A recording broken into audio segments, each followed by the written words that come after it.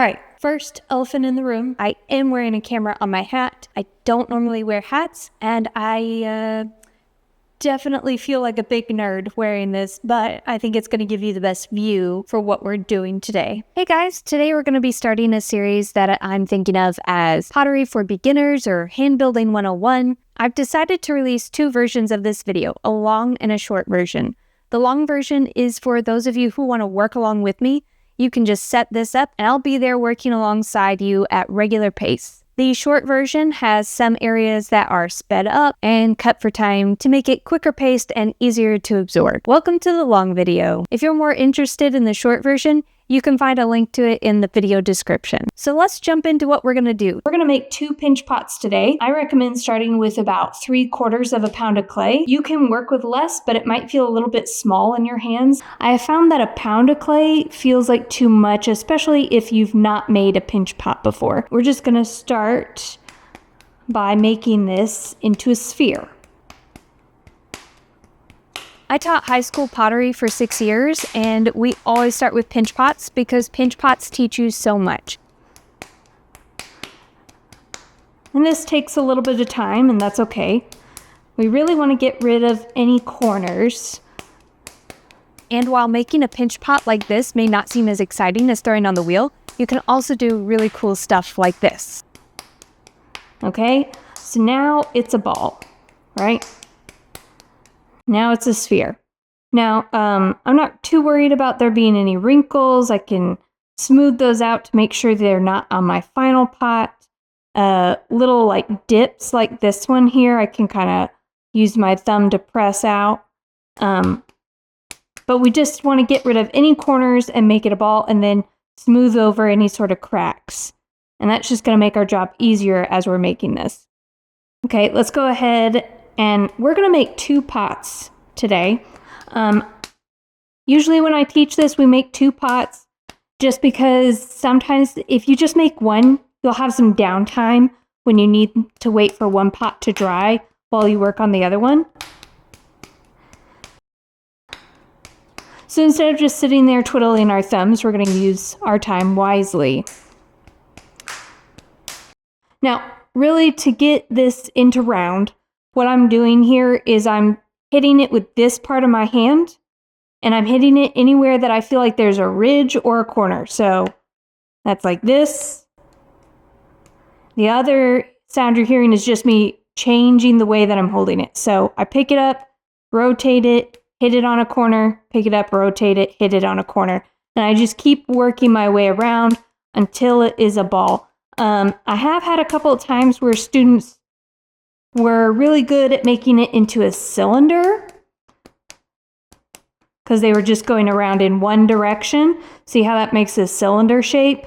And it left it kind of flat, but that creates a corner. It's a circular corner, but it's a corner up there, and we need this to be a ball. So if you have a high point, if you have a corner, if you have a ridge, hit it. So I'm hitting it with this part of my hand, this part of my hand, whatever doesn't hurt, right? So if this is hurting, your clay is too hard, or you're not hitting it with a good part of your hand. The other thing I'm doing is I'm not hitting it with the flat. I am letting my hand curve to kind of cushion that blow. So when I hit it, my hand may come in flat, but it folds around the clay, so that way I'm not hurting myself. And to shape the clay better. All right. There we go. So now I have 2 balls of clay because we're going to make 2 pots. I'm going to put 1 ball into my plastic here.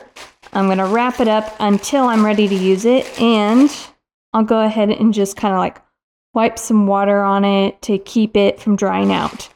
One of the things you're going to pay attention to while you're making your pinch pot is how wet your clay is. You want to pay attention to how the clay moves based on how dry it is, because you'll notice as it loses water, as some of that water evaporates while we're working on it, it's going to move differently. At first, it's going to be very plastic. It's going to be very flexible. And as we keep working on it, as it dries out, it's going to get stiffer. And that's a good thing. right? Because we want it very flexible at first when we're going to make all these big movements. And then as we keep going, we're going to want it to hold its shape a little bit better and make smaller movements and smaller changes. So I have this ball of clay.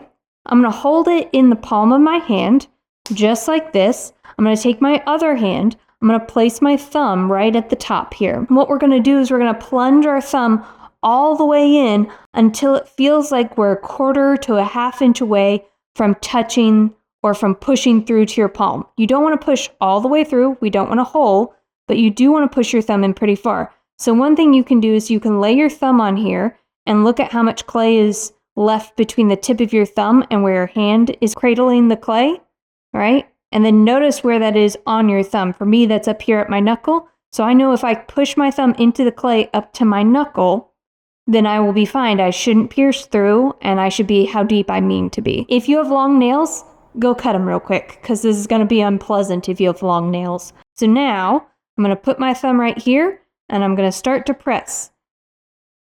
And I'm using my fingers here on the back of my hand to help me with that if I need to. There we go. All the way in, okay? And that's okay if it changed the shape of the ball a little bit, that's okay. Now that I've got a hole there, I'm going to start to pinch the clay a little bit at a time. We're not going to make a big impression just yet. We're just going to put our thumb in there. And what you want to do is you want a movement that looks kind of like this, where you're just pinching your thumb just a little bit. We're not trying to move everything. So you're going to put your thumb in there and just press it towards your fingers that are on the outside of the clay. All right? And you can see my fingers straining there because I'm doing that. Then release, you're going to rotate a little bit, and then you're going to do it again. Release, rotate, pinch. Release, rotate, pinch. Now this side of my clay, as I'm pinching it, feels thinner than this side because I didn't put my thumb straight down the middle like I should have. So I'm not going to pinch as much on this side because it's already thin. All right, so now, if I pull my thumb out, I can see down in there, and you probably can't see it on camera, but I can see down in there that I've created a little bit of a hole, a little bit of a well in there. So now I'm going to put my thumb back in. So that first time I went around the bottom, I want you to imagine that you have a bottom ring, a middle ring, and a top ring that we're going to go around.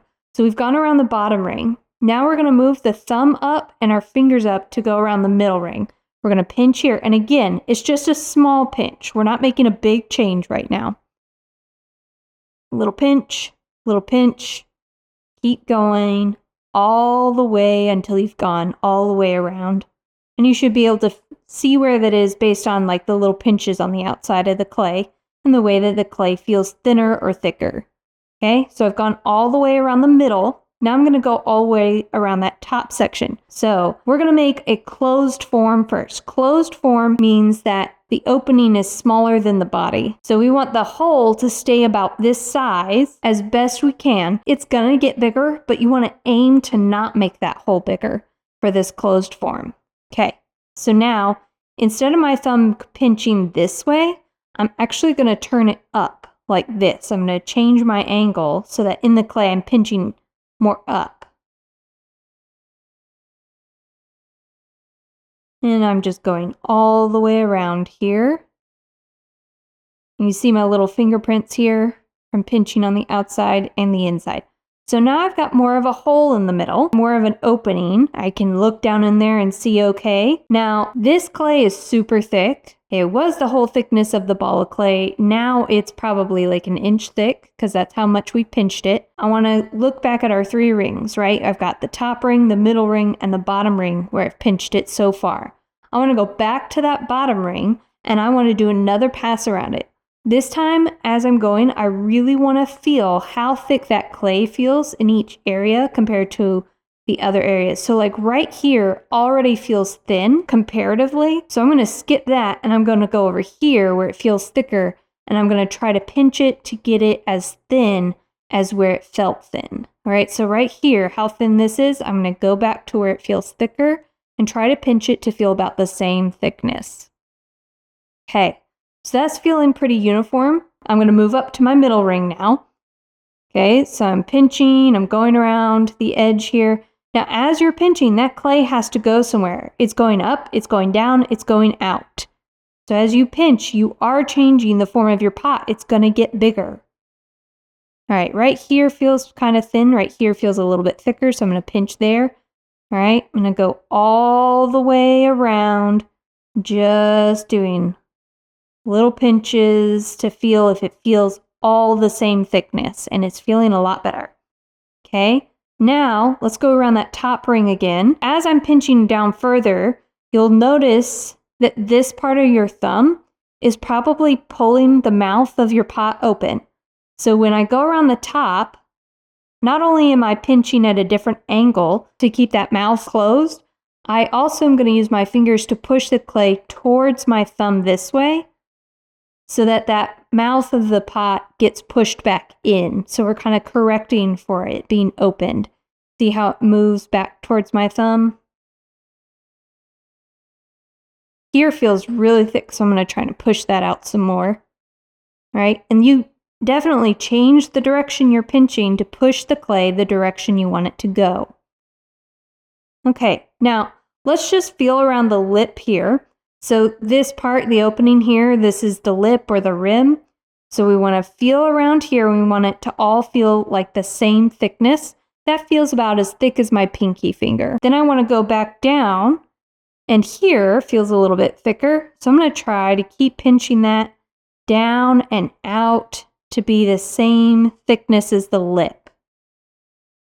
Okay, so now instead of having 3 sections of my pot, instead of having a bottom, middle, and top, this is going to kind of change because my pot's getting bigger.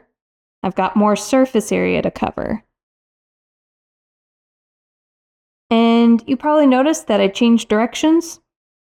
Doesn't matter, just felt right. Okay, this area right here. Now, as it gets bigger, it's going to get a little bit harder to work on the bottom.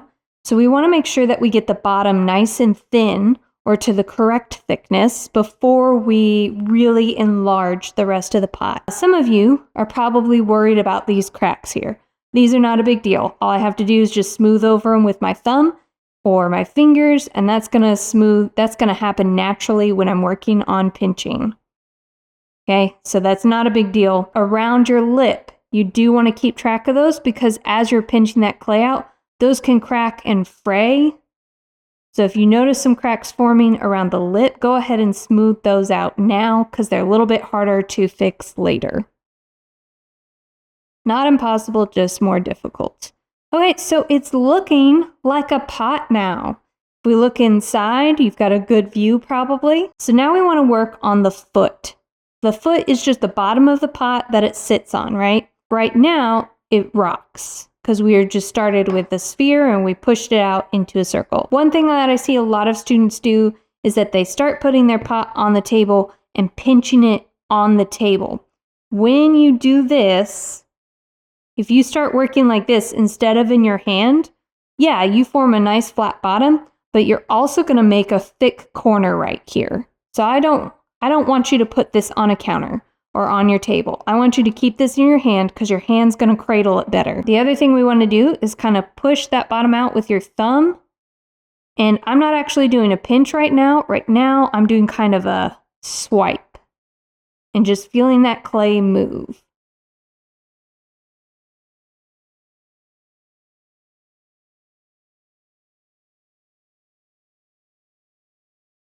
Right? Because my hands aren't quite big enough to actually do a pinch. Now, the other thing we can do here is I can start to use my fingers instead of my thumb on the inside. And I'm going to press this part into my palm. And instead of trying to pinch between my fingers, now I'm pinching between my fingers and my palm. And instead of just doing a press motion, I'm actually going to do a swipe. So a press motion is going to give me indentions like this, whereas a swipe motion is actually going to start to smooth the clay and create a nicer shape. So I'm going to start with my fingers kind of over here and then swipe them this way, but on the inside. You should be able to feel that pressure on the palm of your hand. And instead of just trying to go like straight across this way, I'm kind of going in a swirl or a sideways motion. And I'm rotating the pot in a circle so that I can keep working on all parts of it. Notice how the mouth of my pot is getting bigger. That's definitely bigger than when it only fit my thumb. That's okay. When we get up to this part, we're going to pinch it to make it a little bit smaller if needed. Okay, but this is a closed form. The mouth of the pot is smaller than the belly. That's all we want. It doesn't have to be super tight. Having a small opening can be nice, but as long as the mouth opening is smaller than the belly or the widest part of the pot, it is a closed form. Okay, so I'm going to start working my way up the side. So I'm going to start, instead of working on the bottom here, working up here. So I've got my fingers in there, pinching that clay, pinch and swiping that clay up against the palm of my other hand. And you may start to notice your clay developing cracks depending on the type of clay you're using. Some clays are more prone to this than others. We don't really have to worry about that. We will fix that as we work. We can kind of like swipe it as we're pinching, and that'll fill in some of those cracks. One thing that I see beginner potters or my students do that isn't helpful is they'll take water and just wipe it over with their sponge. That hides cracks because what it does is creates a little bit of slip on the surface and it makes it look cleaner, but you haven't actually fixed the real problem. You've just filled the cracks with water, and it's dirty water because it's got clay in it. So as that dries, those cracks can actually get wider and be more prominent. So I don't recommend adding water to fix your clay at this point because your clay is already so wet. Okay, so now I've gone around this level and I've gone around the middle a little bit. If we pinch here, so if I pinch between my thumb and first finger here, I can feel that that feels like it's this thick. That's something that you may not be able to do, especially on your first pot, but as you get more experience making pottery, working with clay, you'll be able to pinch and go, okay, that feels like it's like that thick. Down here feels like it's like this thick. But now I'm going to move up. So right here what I'm doing is I've got my fingers on the outside to support the clay. You always want to support the clay when you're moving it. So if I'm putting pressure on the inside, I want to put equal pressure or softer pressure on the outside to support it as well. And what I'm doing with my thumb is kind of pinching a little bit and then swiping up, and that's going to make a nice smooth surface on the inside. And let me kind of check how thick all my clay is. And I can feel like right here's a little bit thinner or thicker, so I'm going to work on it a little bit more. This is a little bit thinner, so I don't want to spend too much time on it. And I can actually push some of that clay back in, so push it back in and push some of this thickness down. All right. Now, this part feels thicker, so I'm going to start to work up here. Instead of down here, try to work up here. And I'm going to push that clay out, so I'm doing this kind of motion on the inside. Pushing that clay out. You see how it pops out? Okay. I'm going to support it. So supporting that clay is going to help prevent me from pushing it too far, creating a lot of cracks, accidentally breaking or busting the clay. Okay, so I'm working around this ring here.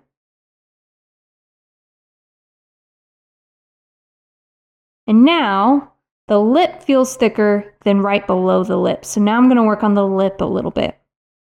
Okay, so I've got some cracks here. I'm going to take my serrated rib and just kind of scratch that up. That's just going to change the way the clay is, pushing it into those cracks. You could just do that just with pressure, but the serrated rib makes this a little bit easier. Again, I'm not adding water because my clay is already so wet that I'm able to move it this much. If my clay was getting drier, it might make sense. I'm just going around putting a lot of good pressure on that clay, pushing it back into shape. And you can see I can just press that clay down and get rid of all those score marks, which means my clay is wet enough to take this. that I don't need to add water.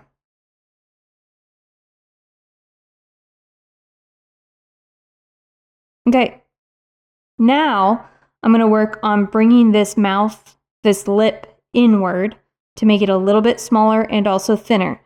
So I'm going to put my thumb here to support, and I'm going to do most of the pinching with my fingers. I'm going to press that clay towards my thumb. So not only like squished this way, but also pulling the clay up this way. And that's going to tell that clay, instead of just going wherever you want, I want you to move inward. I want you to move up my thumb towards the rest of my hand, inward here. And I don't really have a round shape anymore, so I can work on that as well. Just really pushing that clay where it's out of round, back into round.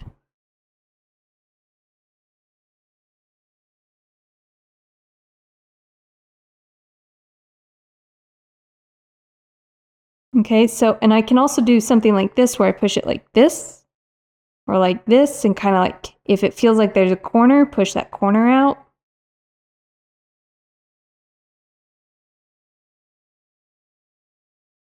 And I'm just using the natural shape of my thumb to become the slope of the outside of the pot. Okay, and we really just want to make sure that the lip stays an even thickness. It's okay if this is not a perfect circle. I can make this more of a organic shape here. It doesn't have to be a perfect circle, and especially on your first pot, don't worry about that too much. That can be something you worry about on your second pot. We're getting to a point where the pot feels pretty good, right? It feels like we've made a pot, we've got a thing, but I bet it's heavier and I bet the walls are thicker than you think. So let's do a little measurement here. First thing we want to do is we want to put our fingers at the very bottom of the pot here. Thumb or finger, whatever you can reach with. Okay, and then my finger's right there. I want you to take your needle tool and we're going to poke it through the clay until it touches your finger. Go slow so you don't stab yourself. And once you feel it kind of prick your finger, don't keep pushing. Put your pointer finger on the outside, your fingernail or the tip of your pointer finger, right up against the bottom of the pot. And you can see when I pull that out like this, that's how thick my clay is. So about a 1/2 inch thick there. Let me double check that. So if I put this up against a ruler, I can see that it is a 1/2 inch thick. We want to aim for 3/8 to a 1/4 of an inch thick, right? So if a 1/2 inch is here, is that much, we want to go make it just a little bit thinner to 3/8 of an inch or to a 1/2 inch or a 1/4 inch thick. 3/8 to a 1/4. So it's just almost twice as thick as we want it to be. Let's also test out one thing that often happens to new potters is that the bottom of their pot is much heavier, much thicker than the top of their pot. So let's do some other measurements here. If you kind of have a corner happening here, which a lot of new potters will, we want to check through a corner here. I don't have a corner, so I'm just going to think about like if this is where the pot sits, and this is the wall, this is like the vertical space. I want to go somewhere in between there. And I just want to go through until I feel it barely prick my finger on the inside. Check that thickness. Okay, so that's about the same thickness. Yep, maybe just slightly less than a 1/2 inch thick. So don't be surprised if you measure here and this is a 1/2 inch thick, and then you measure here and you have a corner and it's a whole inch or 3/4 of an inch thick. That happens a lot, especially if you put your pot on the table and like press the clay down. It builds up sort of a donut, spare tire on your pot there. Okay. So let's go up to the middle here. Let's see how thick this is. So I've got my finger resting right here. I'm going to put this in, pull it out. See, that's thinner, not a lot thinner. You might find that yours is a lot thinner here. Let's do it right below the lip. Yep, pretty even. And then on the lip, you can just look at it, right? But if you really want to, you can also go right here on the lip. Okay, so it is thinner there for me. You may find that the differences in thickness are more extreme for you, especially if this is your first time making a pinch pot or you haven't been doing this for very long. So what we want to do is we really want to get those walls to be even thickness. So now that we recognize the top part of the pot is thinner than the bottom part of the pot, we want to make sure we work on thinning out or pinching that bottom portion more before we work on the top again. And your pot is going to get bigger. There's so much more clay here. One other thing you need to be aware of is that how wet your clay is going to determine how much control you have over it. So if the clay feels like it's getting away from you or you can't do anything with it, like if you pinch it, it kind of like messes everything up, we'll set it aside and we'll work on the other one here in just a moment. Okay, but I'm going to work on the bottom of my pot just a little bit more. Oh, and also these holes, as we pinch and just kind of like swipe the clay around, we can fill those back in, so I'm not worried about them.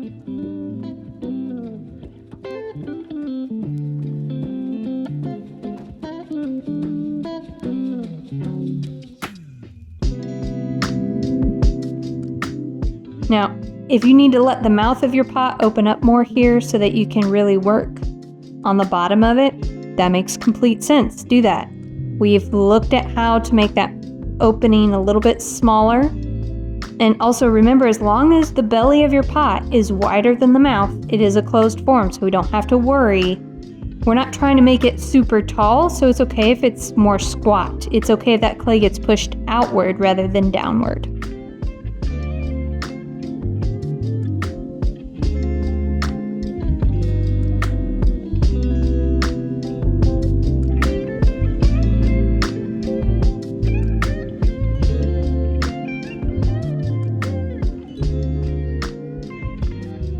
Okay, and I'm just doing more swiping pinches here.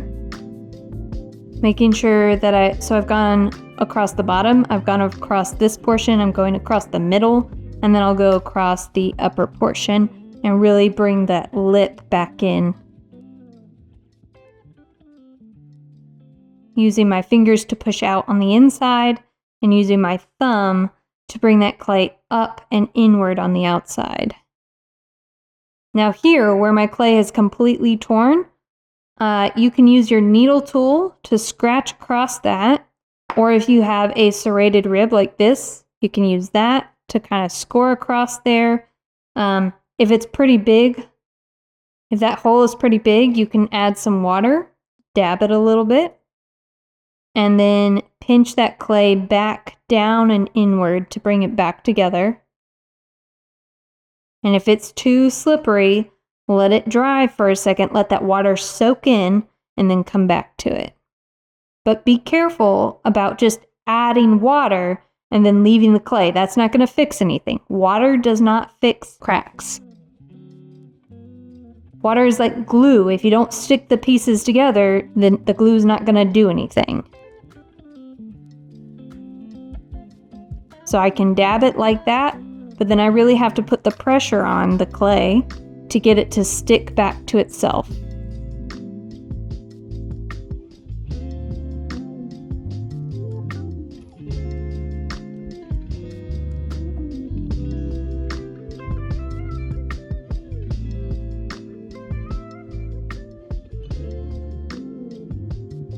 And then I can also just go around kind of like this. Really trying to get that shape back into round.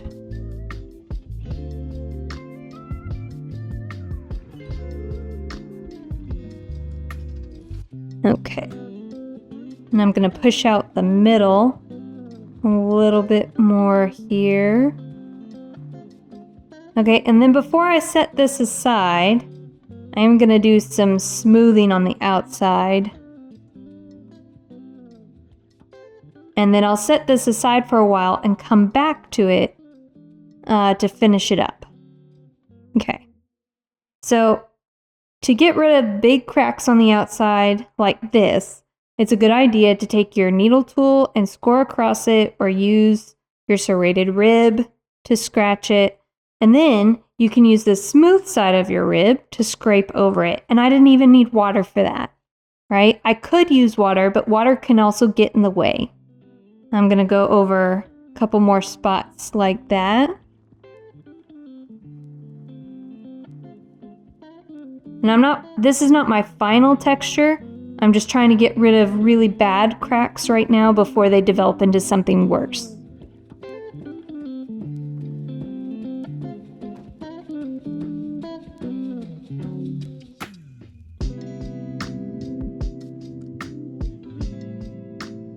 So I just want to make sure before I set this aside to stiffen up that I've gotten rid of any big cracks, because once the clay starts to firm up, it's going to be harder to get rid of big cracks.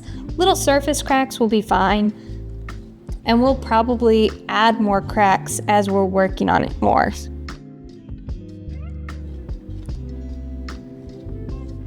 There's one of the holes, so I'm just going to go over that. And what's happening here is we're creating raised points of the clay, and then with the rib, we're kind of smushing them to fill them back in.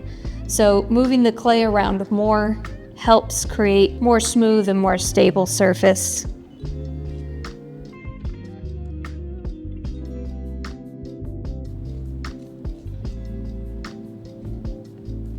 And again, you don't have to do this with the rib. You could score over it with your needle tool. Smaller cracks you can just smooth over with a swipe of your finger or your thumb. If you feel like you need water, just get a little bit on your fingers and really make sure you're compressing that clay. You're putting good pressure on it to really move the clay around. You're not just swiping or gliding over it. Because if you're just swiping water on the clay, you could actually be making the problem worse.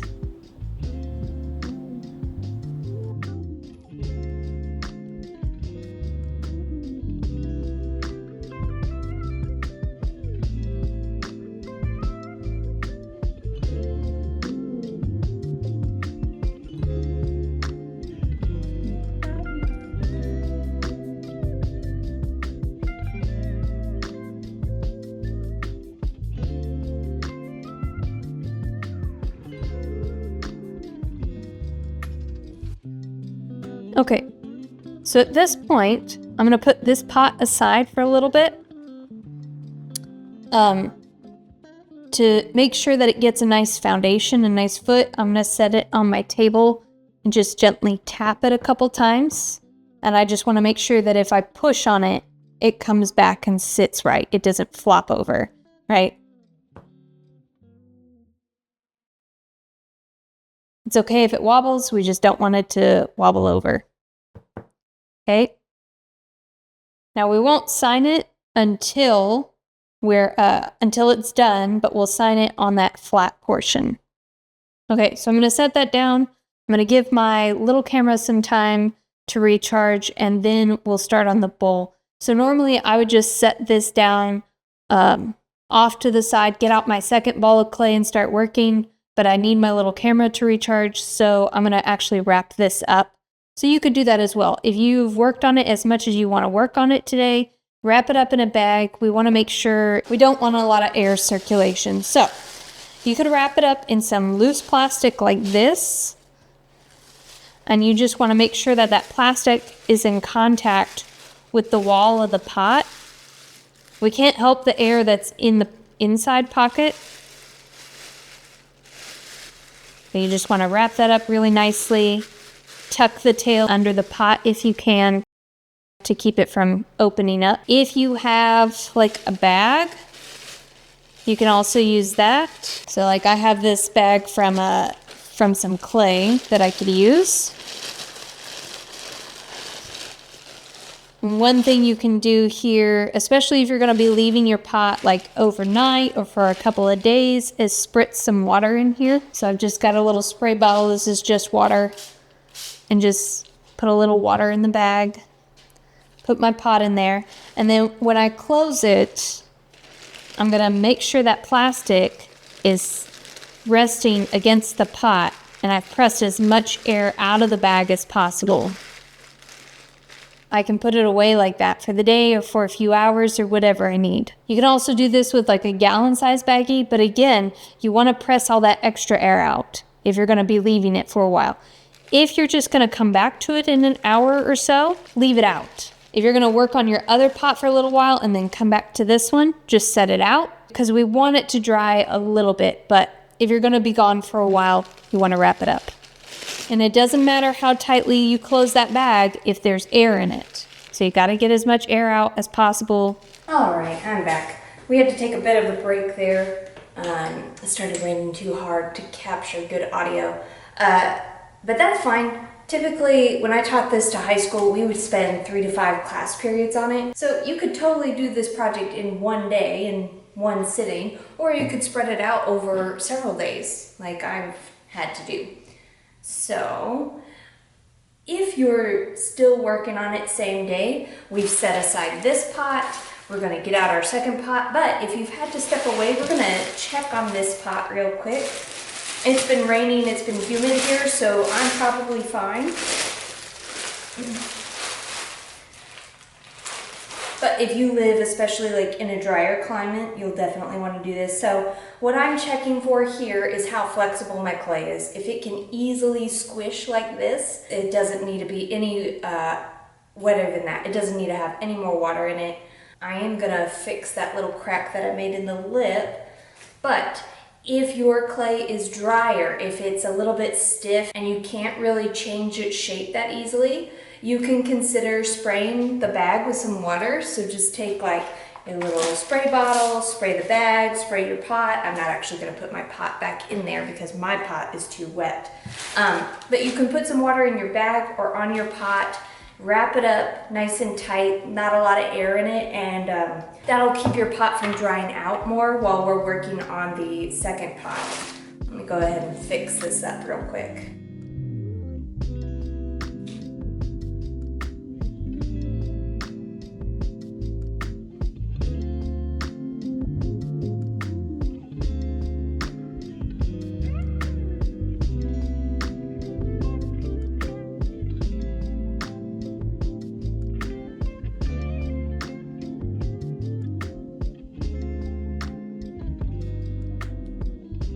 If your clay is on the more flexible side, if it has more water in it like mine, then we're not actually going to put it back in the bag. We'll just set it aside somewhere in your workspace where it won't get accidentally nudged or bumped. Then we're going to hop right into this second pot. So when I taught this lesson, I like to work on 2 pots at a time. In case we got to a good stopping point the same day, we could keep working on the second pot. Of course, if you just want to work on 1 pot at a time, you could just do one, take a break for the rest of the day, come back and check on it. But I find that when you're doing pottery, you really have to learn to multitask and do multiple pots at once so that you're not wasting a lot of downtime. Okay, so let's remember how to start here. We've got our ball, right? We've made it into a sphere. No corners here, smooth out any bad cracks or deep folds in the clay. Okay, and then we're gonna start this pot the same way, but this first pot we did a closed form, now we're gonna do a bowl, okay? So we're gonna take our thumb, remember we've got our clay in our palm of our hand, we're gonna press our thumb into it until we feel like we're just about to break through the clay and touch the palm of our hand. All right there. And if you remember that trick, I know that the length of my thumb up to my knuckle is a comfortable place for me to stop because I laid my thumb here and said, okay, there's a good bit of clay, but not too much. Now, I've got that little hole plunged. I'm gonna put my thumb back in here, and remember, we're just gonna do that little pinch. It's not a big pinch, it's just a slight movement of the thumb, and we're gonna go all the way around that bottom layer, if you think about that layer around the foot, pinching more where the clay feels thicker. Okay, so I've gone all the way around. Now I'm going to go around the middle. We're going faster this time because we have a better idea of what we're doing. Okay, then I'm going to go around the top. And remember, this first time we're just doing little pinches, just opening up that air pocket inside. Okay, so now you can see there's a little bit more of a hole. We're gonna repeat that. We're gonna go back around. Now, we are gonna make a bowl, right? So closed form, mouth is smaller than the body of the pot. Mouth is smaller than the body, okay? This sticks out more than this.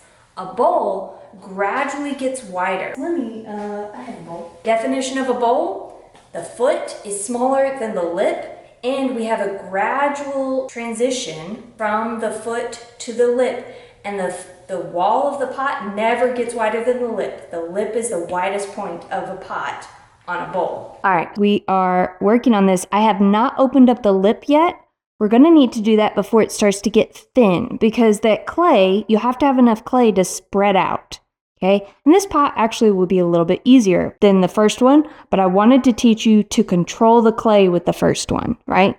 So now we understand control the clay. Now we can control it and make this bowl bigger with intention. Okay, so I'm going to go around the foot again. So I've got my fingers near the bottom and I'm pinching. And remember, we're feeling how thick that clay is and we're trying to pinch it to be even. So if I've got a thinner spot, I'm not going to pinch as hard. Whereas I'm going to pinch more in a thicker spot.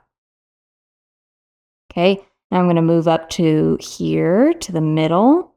Keep pinching, pushing that clay out with my thumb. Now the clay's moving, hopefully, 2 ways, out and up. Okay, and then I'm going to work my way up to here, and I'm actually going to start to push the lip out a little bit. So I'm working here, but you can see I'm allowing the clay of the lip to be pushed out a little bit at a time. We don't want to push it too fast because it'll crack. And we're doing some pinches that also compress the clay. Okay, so now it's getting more open, so I'm going to take some time and smooth out this lip, make sure I'm not developing any cracks. And it's going to feel a little bit funny here because last time we were making sure that the lip stayed small, but this time we're going to let it get big. Okay, so I've got a good view inside of there. Lots of finger marks. We're going to smooth those out by the time this is done. This side is feeling a little bit thinner than this side, so I'm going to push this side out more. And I may not even go over this side. I'm going to go back this way. And whenever I'm pinching, I'm not just doing a flat pinch. I'm directing that clay by either smoothing it sideways, right? Going like this, or smoothing it up, or pressing it down. I'm always telling that clay which way to go when I pinch it. So right now I'm smoothing it down to make a nice smooth lip all the way around. And then right here where it's cracking, I'm going to go left to right, really blend it in. Okay, now I don't want to do a lot of pinches down because that's going to make my foot too thick. But now it's more open. I'm going to start doing those pinches where I use my fingers pressed up against the clay, pressed up against my palm. And I'm going to feel how thick that foot is, and I'm going to start to press this way and really start pushing that clay outward and making a bigger foot. Now remember, it's going to be tempting here to start putting your clay on your work surface and pressing down, but that's going to create a really thick corner here. So let's go ahead and use our needle tool to kind of measure how thick our clay is right now. So remember, we're going to put our fingers into the foot here, just like this, and then we're going to press the needle directly into the foot until it just barely pricks your finger but doesn't actually hurt you. Then we're going to put our finger right here, put your finger right here, put your nail or the tip of your finger up against the clay, pull it out. See how thick that is? Right? That's pretty thick. We want to aim for about that thick, right? So we're going from 1/2 inch to 3/8 of an inch, hopefully. Okay, let's check out the sides while we're here. So this is the area that I really have to watch out for, that corner right here between where the foot transitions into the wall of the pot is usually the area where we're most likely to have extra clay. That's the same thickness. I'm real experienced. If yours is like this, don't be surprised, okay? Then I'm going to go up here. This part feels thicker. So I bet this comes out thicker. Yeah, a little bit thicker. And let's do one more near the lip, which feels a little bit thinner to me. So we're doing this, and that's going to help you kind of learn to feel how thick your clay is, right? If I pinch this and I think, oh, that feels thick, and then I confirm that it is thick by piercing it and measuring it with the needle tool, then I've established in my head with my fingers like a feeling for how thick is too thick.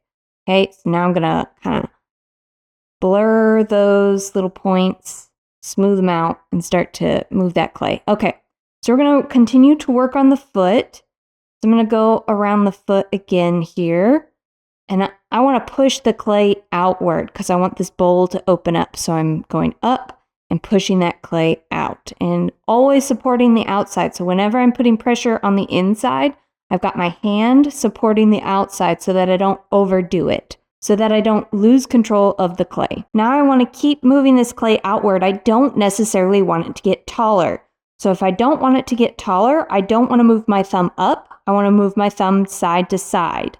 So now I'm going to start actually using my fingers here, doing a pinch and swipe. So I'm pressing down into my palm and swiping that clay sideways and a little up because that's just comfortable for me. And that's going to keep opening that clay up wider. And as you start to go, you'll notice that you're going to develop cracks here in the lip of your pot. Can you see that? Okay, so as we're developing cracks, I'm going to go around here and just compress that clay, swipe that clay sideways to really smooth it out, get rid of those cracks before they turn into crevices. Work on these little areas some more. Okay, so now I'm going to keep working. If I feel here, this feels thinner than here, so I know I haven't worked at this level, at this layer yet. So I'm going to keep going. So I've got my thumb inside, I'm swiping it, and I'm using my fingers on the outside to support. And honestly, I just do what feels right in the moment, right?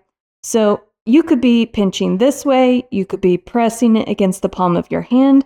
Just do whatever feels like it's working for you, okay? There's lots of ways to pinch, and you don't have to do it exactly in the same order that I am. As you gain more experience, you'll learn what works best for you. Another thing about switching it up, that's going to keep your hand from getting tired, right? That's going to keep you from losing momentum because your hand is cramping up from doing the same motion over and over again. Okay, so I've been going around. Now I'm going to go around the lip here. Now, one thing that's going to happen because this is a pinch pot, maybe your first ever, is you're going to get probably an organic lip. That's going to be our fancy art word here. An organic lip just means it's not perfectly level. I'm not going to worry about that. First pinch pot, why do I care? So long as the lip is intentional, so it's not cracked, it's not out of control, it still feels nice. We're gonna enjoy that organic shape.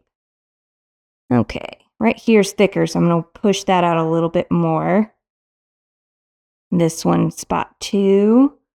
So really focus on those areas that are thicker than the rest of the pot. Try to even it out. We want all of the wall to be the same thickness. Now this is still tall and I really want to open it out, right? We want a bowl shape. So I'm going to keep compressing that lip here. So I'm actually just pressing it down, smoothing out those cracks that are developing as I go. One thing that happens here to beginners a lot is that they pinch the same amount all the way through. When they get to their lip, they pinch it way too thin, paper thin like that. And that's going to develop cracks that are like impossible to fix without just starting over. If that happens to you, don't feel bad about starting over. I would have students who wanted to start over all the time, not a big deal. But I'm just going to press that back in. I put some water on it, press it back. We want to keep the lip a little bit thicker so that it doesn't feel finished yet. We want to keep that lip thick so that it can withstand all the movement that we're putting it through because we want it to get wider. We've got to have that clay there to stretch out. Okay, so I'm going to keep swiping here, pinching, swiping. Right now I'm pulling it out with my thumb really pressing it out. Remember to always have that support on the opposite side so that you don't tear through your clay. Okay, and I'm just gonna keep working at it here. So I'm going around the bottom because I want the foot to be wider.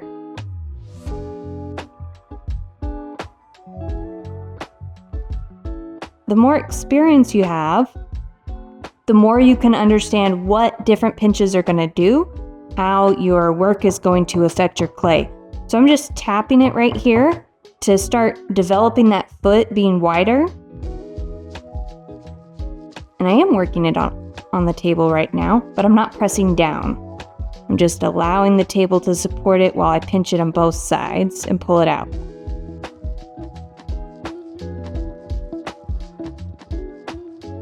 Okay, at this point, if we keep pinching it thinner and thinner, the clay is so wet that it may collapse and we may lose control of it. So if you get to a point where you're like, I just feel like I'm not making progress anymore, we're about to set this pot aside and go back to our first pot. Okay, the one thing I am going to do right now is just go around and get rid of little cracks and bad textures that have developed. I don't need them to be perfect right now. All I need right now is to get rid of really bad ones so that they don't get worse when we continue to stretch the clay out. Now this spot is particularly bad, so I'm going to scrape over that with my serrated rib. That's going to help the clay move around, and then I can use a little bit of water if I want to, and I'm going to smooth that just with my thumb here. Really get that clay to look different. But again, this isn't my final texture. This clay is going to move a lot more.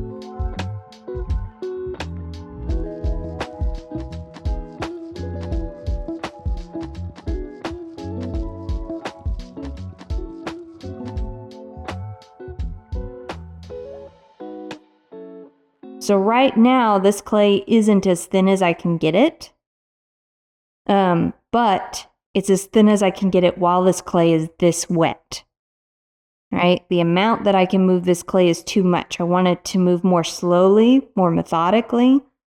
So we're going to come back to it after it's had some time to dry.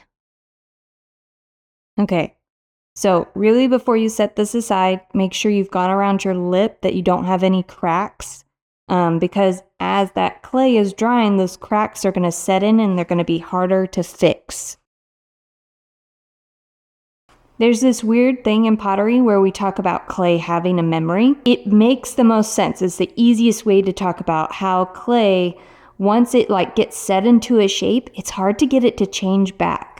Especially like porcelain, really not good for hand building. It has too strong of a memory. Good for throwing because you want to change its shape once. So different clays have stronger memories. What that means is basically, if I make this pot into this shape, it's going to be hard later, or as it dries, as I keep working on it, to really modify that shape a lot. I can keep pushing it into more of a bowl shape, but now that it's here, it's going to be harder if I wanted to bring that lip back in, or if I wanted to push the belly out. It's going to be harder to do that. I think a lot of this has to do with the water content.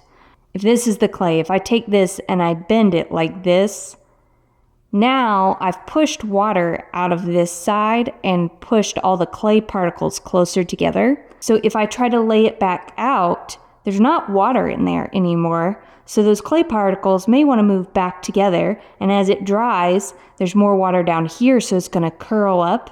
It is possible to move back and forth. Some clays are better at moving. I think clays that have more grog are better at this because they have less water held in them. But when we say clay has a memory, we just mean like once you move it in one direction, if you try to straighten that back out or do something different with it, sometimes as it dries, it will move back to that shape, like it remembers where it was before. And it's just a weird thing. And as you get more used to the clay you're using and used to doing pottery, you'll kind of learn how much you can push your clay and how much you can do with it to negate that. Okay, so I'm going to set this bowl aside. The clay is really wobbly, right? I can do a lot with it right now. I want to set it aside until it stiffens up a bit, and then I can make the walls even thinner. And it's not perfectly even right now. I'm not worried about that. I'm going to even it out later. Okay, so I'm going to pick up this pot. Now, the clay is cold. As clay dries, as it loses water, it'll feel cold. So being cold is good. That means it's drying. Well, if you want it to dry. So being cold is good because that means the clay is getting stiffer. This part is still a little bit flexible. I don't want to crack it again. But this part's feeling pretty firm. So I can continue to push this clay thinner, and it doesn't have so much water in it now, so I can only move it a little bit, but it's also stronger, and so it can support its weight while it's thinner. I'm going to start at the foot, and I'm going to really push that clay here to be thinner, and I'm going to push it against the palm of my hand here, really try to swipe some of that clay out from the foot to the wall. I'm just going around and doing that. This pot's going to be harder to get it smooth on the inside. So just do your best. If you have long fingernails and you really want to get into pottery, I recommend cutting them, getting used to having shorter fingernails.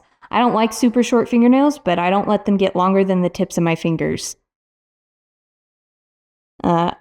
Always around like prom and different dances, the girls would have such a hard time doing their pots because they would have their fingernails done. But decide what your priorities are. All right, so I've gone around the foot a couple times. Hopefully it's not too rough. Hopefully I don't have any like fingernail marks. I'm going to start to go around this portion now, and I'm really swiping sideways, and I want you to see this, how much. Can you see like that I'm pushing the clay out? Ooh, cracked a little bit there. Let's take care of that. I was trying too hard.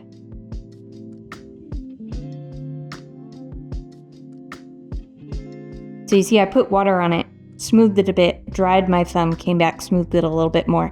Water is not what fixes cracks, okay? Remember that.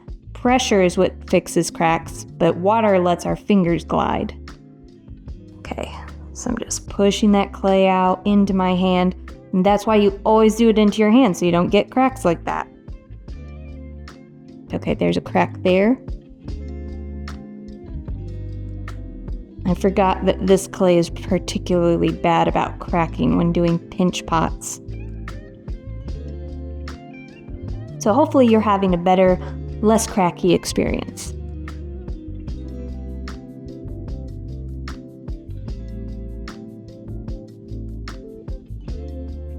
So you can see working down there has kind of opened up the lip here a bit and put some cracks in it. So I'm going to take a little time, put a little love in there. This one is particularly bad, so I'm going to do some scoring in there, really tear it up a bit more. Then I'm going to put some water in there, almost like I'm creating a joint or joining two pieces of new clay. I'm going to set this down so I can work on it better. Really bring that clay together. I'm going to push it down into itself and also swipe it back and forth. Really blend that clay together. And remember, water helps, but it's not what fixes. You've got to do the work. Okay. Go over these other cracks. What's really annoying is once you get a deep crack somewhere, if you don't really get it put back together, it'll keep cracking in that same spot because clay has a memory. But hopefully by the time we're done, we're able to really join that back together and it doesn't develop as it dries.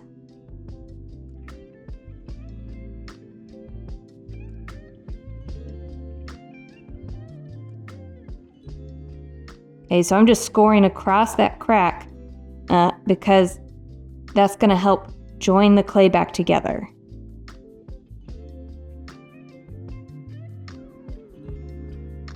All right, let's keep working down further. Okay. So I'm going to go around this level here. So just pick like a ring. Like I'm picturing like there's a ring here, maybe the middle and here and the lip, maybe like 5 rings. But just pick a level that you're working on and keep working at that level all the way around. That's going to help keep your pot more symmetrical.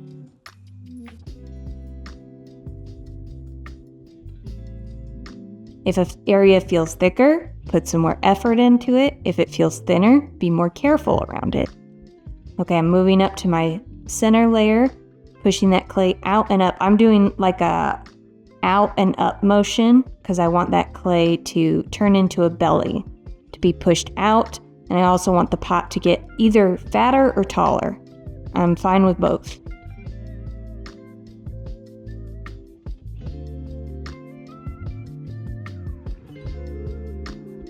Oops, look at that.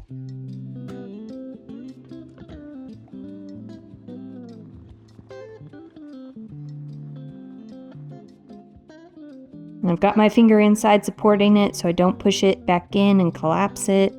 There we go.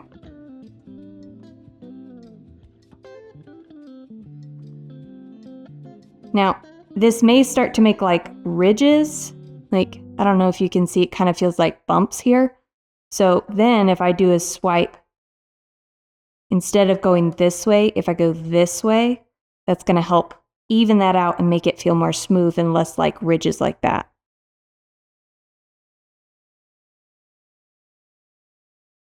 Okay, now I'm going to move up a layer, keep going.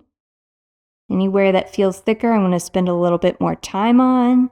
Anywhere that feels thinner, I may just skip over. I'm really lifting that belly. I don't want it to turn into a shoulder, okay? So pot anatomy, belly is in the middle, shoulder is near the lip. I don't want, for my form, to have the shoulder be wider. I want the belly to be wider. You could do a shoulder, right? Because it's just a closed form. Just the lip is smaller than the rest of the pot. Or it's smaller than the belly or the shoulder. Right? It's not the biggest, most open part of the pot. How many ways can I say that? Too many?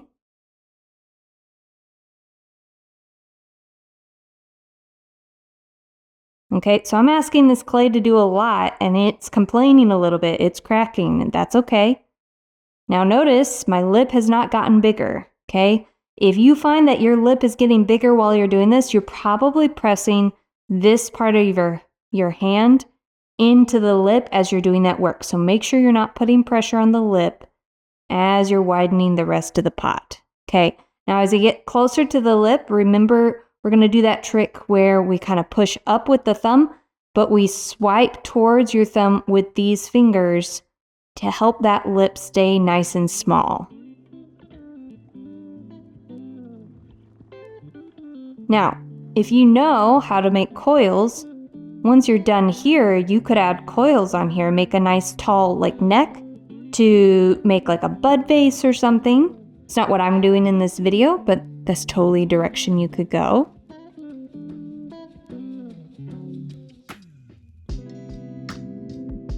Okay, be mindful if you start to get cracks in the lip here, paying good attention to that. Okay, it's not perfectly round and that's okay.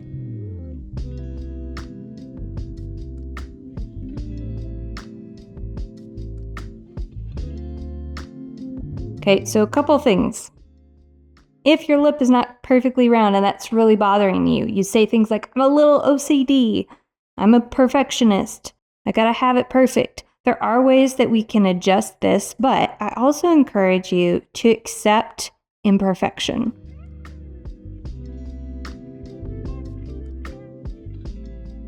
Early on in your pottery making experience, if you stop and you obsess over one part of a pot, you're not going to grow, right? We've got to try new things. We've got to make new pots. This pot, especially if it's your first one ever or your first pinch pot, don't expect it to be your best. That's okay, right? I mean, it's your best so far, and your best doesn't have to be perfect.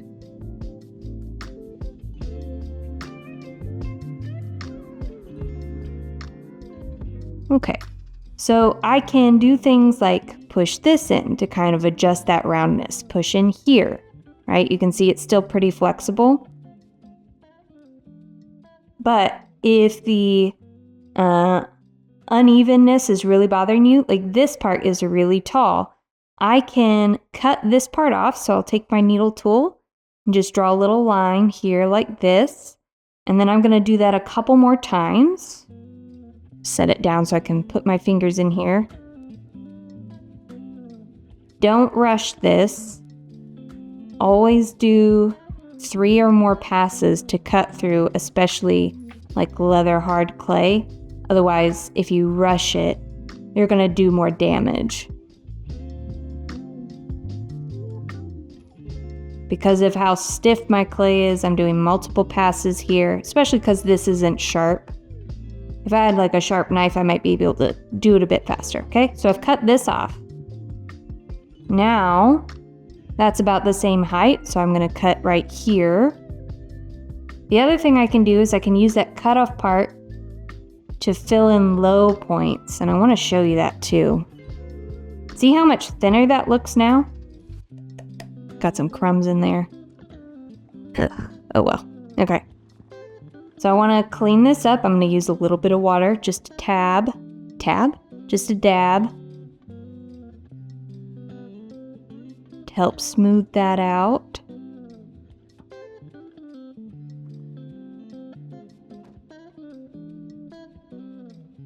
Okay, so now I can look at this, and this is a lot more even. Maybe this spot is a little bit low. So what I can do there, I can take a little bit of this clay. I don't want to get new clay. I want to use this clay because this is the same age as this clay. So they have like the same amount of water in them. I'm going to do some scoring right here. And you may not have to do this. Again, you can just accept that the pot lip is going to be uneven. That can be a stylistic choice. That's fine. So I'm just scoring this, which just means roughing it up, scratching it up with my needle tool. Then I'm going to take this little piece. I'm also going to score it.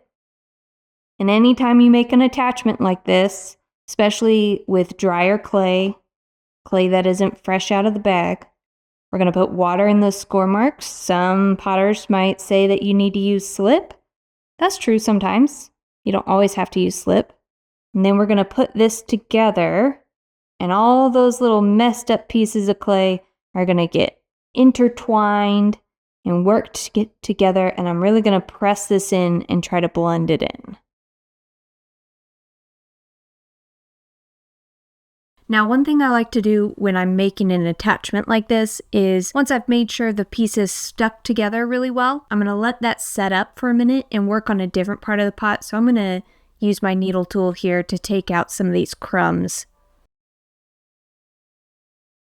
And then I'm going to go back and really work on blending the top edge of that lip together. I like to take a little break in there between when I first attach the two pieces and when I actually blend them together, because sometimes slip or water can make the two pieces too slippery. And so instead of being actually stuck together, they'll slide around a lot. So if I give it a little break, I let that water soak into the clay, then the pieces don't slip and slide over each other, and I can come back and I can make it look pretty once those pieces are firmly attached to each other. Now there's kind of a low point right here, so I'm just going to get a little crumb, and it's hard to score that, so I'm just going to dip it in my water and then place it on the lip and really blend it in. When you're attaching really small pieces like this, or pieces that you're going to completely change their shape, you can get away without scoring by just dipping it in water and really blending it all the way in.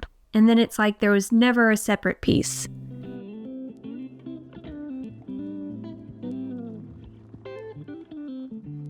Okay, I'm just gonna work on straightening up the lip, making sure it looks really nice all the way around.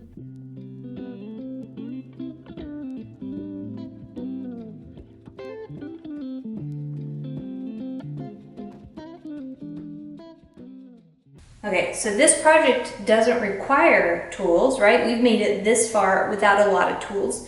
But if you have them, something like this that has a rounded end here, something that kind of feels like the shape of your thumb or like a rounded over finger, those will be good tools. Like a wider pad here will help with broader areas. If you need to get into a narrow area, look for something narrower.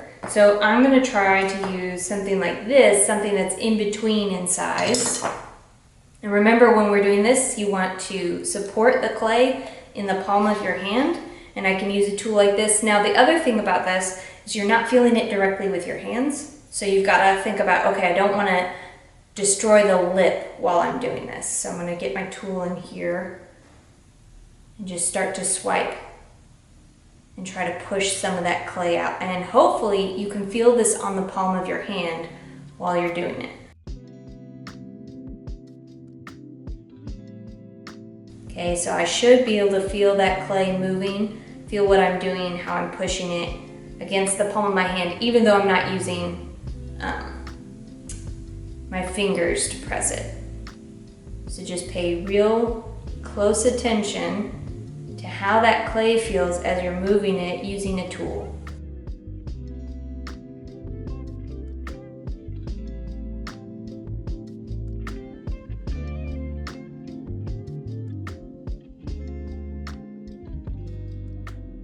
And see here, I'm taking it completely out when I rotate it because I don't want to accidentally damage anything while I'm doing that. The other thing that using a tool is going to do is it's going to rough up the inside surface. It doesn't have the same finesse as using your fingers. But as you gain more experience, you may enjoy using a tool more. I don't know. I don't enjoy using tools all the time, but they are necessary sometimes.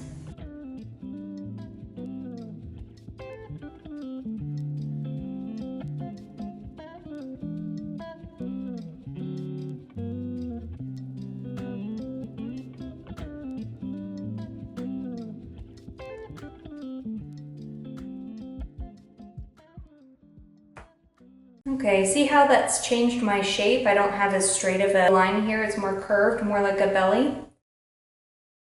It's feeling less heavy on the bottom. Funny thing about a pot feeling heavy is that we have this mental picture of how heavy something's going to be based on looking at it. So when I look at this pot, if I pick it up and I go, ooh, that feels heavy, what that means is that my lip is thin and that my walls are secretly thick. If you want your pots to feel light or natural weight, you want the lip of your pot to be the same thickness as the rest of your walls. If your pot feels heavy, that means you have more clay that you can work with and push out. If your pot feels light, you've done some pottery magic where you've made your lip slightly thicker and your walls slightly thinner. Okay, so if you want that, if that's one of your goals is to make light feeling pots, focus on making sure your lip doesn't look too thin. I'm going to try to get my fingers in here just to kind of smooth over that surface. You could also use like a sponge. Just make sure it's not too wet, so it's a little damp so that I can move it around more easily, but don't want it to just be sopping wet. I don't want to introduce a lot of water to the clay.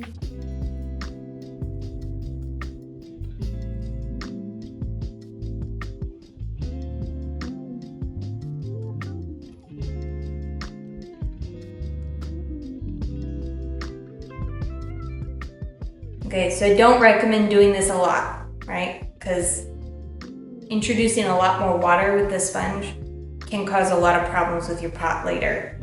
Just using it to kind of get me going here. All right, I'm really gonna try to get rid of some of these little gouges. Let's see. So when you have a lot of gouges in the bottom and can't get your fingers down there, something like this that's rounded over the bottom, or this, is going to work better for you here.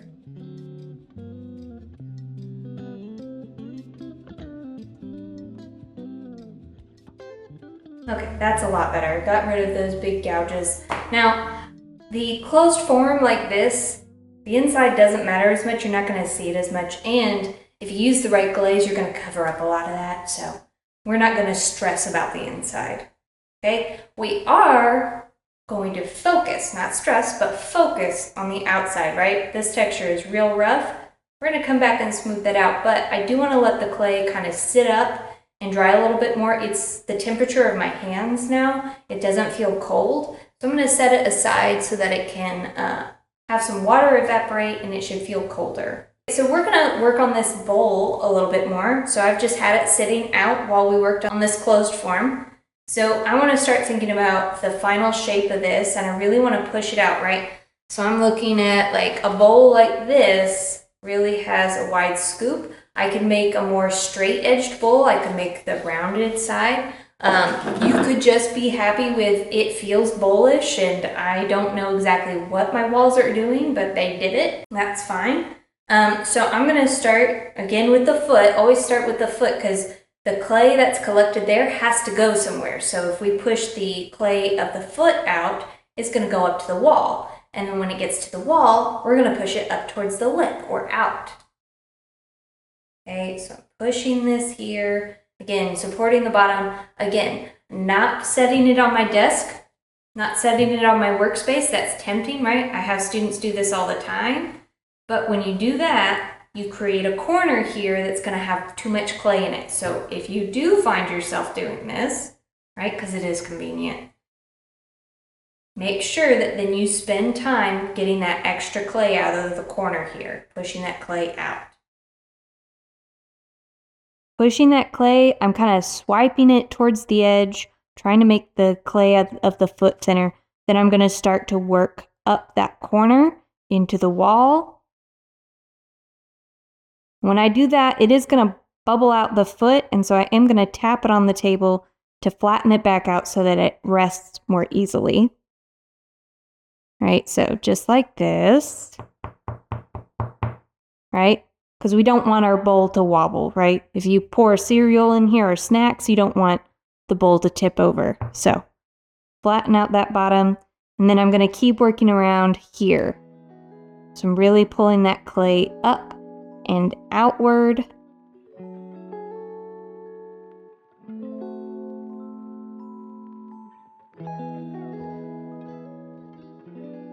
Using whatever pinching motion feels right, works best for you, whatever's going to get you where you need to go. Whatever's going to get the results you're looking for, right? So if this kind of motion where I'm putting my fingers inside and swiping around, if that works for you, this is not natural for me to do it in this direction. I usually do it kind of face down. If that's helping get your clay where you want it, and that's really the trick, right? There's not really a big secret to making better pots. The big secret to making better pots or better art is paying attention to what's happening. When I do this, what result do I get? When I push the clay this way, what happens? How does it move? The other thing I like about these swiping pinches is look how smooth that is, right? I love that it makes this wall of the pot really smooth. And I do have a slight bubble here, so I'm just going to nudge that with my nail and then flatten it back out. That probably came from when we pierced it with the needle tool to measure the wall thickness. Okay, still remember we're trying to make this wider. Okay, so now I'm going to work higher up on the wall. So I'm going to lay that part on my palm and continue to press the clay out there. So on the inside, that kind of looks like this. Swiping sideways, maybe working from the bottom up. That's going to help also create that gradual curve in the wall. Doing such big swipes like this helps me maintain the thickness of my clay.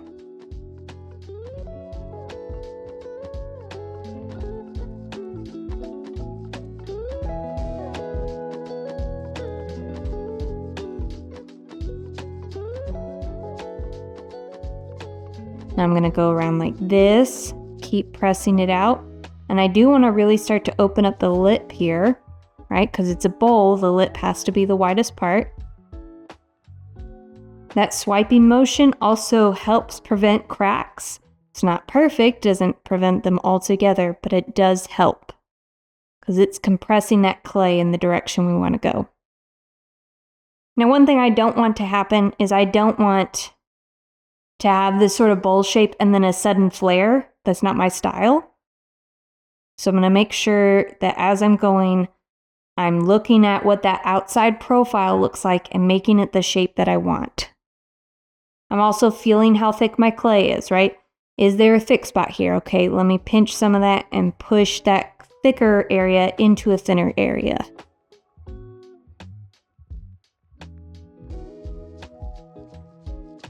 And so you can see how working on 2 pots at once really helps us keep working, right? So I haven't had to take a break to wait on something.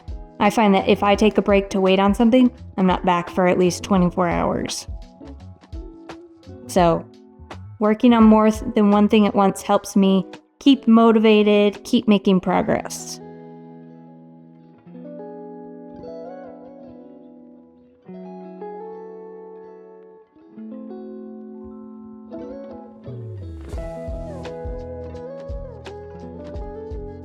And see, my bowl is getting so much bigger, right? And that's because we're pressing all that clay out.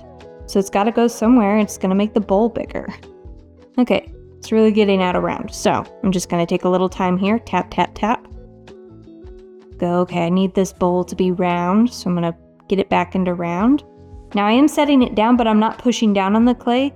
I'm just taking this time to go around the lip and really make sure, like, if there's a thin area, that I can push some clay back into it, or wherever there's a thick area, I can kind of spread that clay out. I'm also thinking about what I want that final profile of the lip to look like. I don't want it to be cupped back in, so I'm gonna push it out. Make sure that it's either facing directly up or slightly flared out. This part's a little thin, so let's pinch that over this way.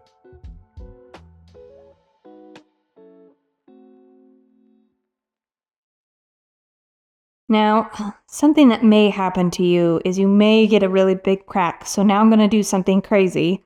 What happens if you've got a really big crack like this? Oh my gosh, what happened? How did this happen? Right? If you get a really big crack like this, you're going to take your needle tool and you're going to score the inside of one side like this. And you're going to score the outside. Just really mess it up. Take your sponge, or just get a little water with your finger, and just dab it into there. So you can see some water built up in those score marks. Then I dry my hand on my towel, and instead of pushing the clay into each other like this, I'm going to overlap it like this. Okay, now it's going to be thick, but then I can pinch it together and actually spread it back out. Now, I don't want to do all that at one time, so I'm going to leave it like this, and I'm going to come back to it after that water has had time to soak in or dry out. It's not a perfect solution, but it will save a pot in a pinch. Okay, I'm gonna go around where all these cracks are and score across them. Really move that clay around.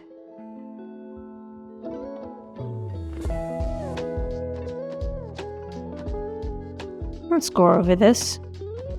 About to move it around a lot. Gonna help it anyway. Okay. Whenever you use a tool like this, make sure you get that clay off of it. Don't leave it on there. If you leave clay built up on your tools, it holds water that can make your tools rust or grow mold. So it just slows that drying process. So don't leave it on there too long. Okay, now I can go around with my sponge. It's got a little water in it, start to smooth those score marks out, then I can go back over it with my finger. And I've got these little crumbs in here. If I start to move those now, they're gonna create indents in my clay because they're a little dry, so I'm gonna leave them alone. It's tempting to wanna fix them right now. I'm gonna leave them alone. Hopefully they'll fall out later. Or maybe I'll come back and get them out later. Smoothing over all those score marks. Pressing the clay back in where the lip feels too thin. Pressing or pinching it out or wider where it feels too thick. Notice how wobbly that's made my lip, adding that much water. Right? That's why we don't want to add too much water. We don't want to make our clay wobbly. We're letting it dry in a very intentional way so that it holds its strength and holds its shape.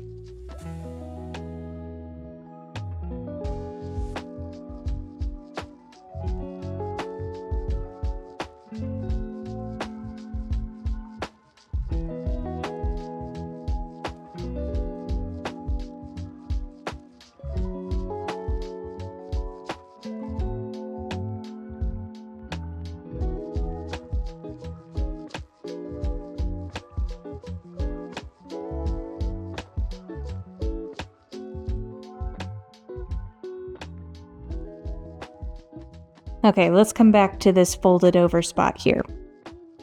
So right here, you can feel where that crack ended. It's gonna be a little bit thicker, feel a little bit like a point or an indent. So I'm gonna really pinch that there and smooth that, blend it into the rest of the body. Then I'm gonna work my way up.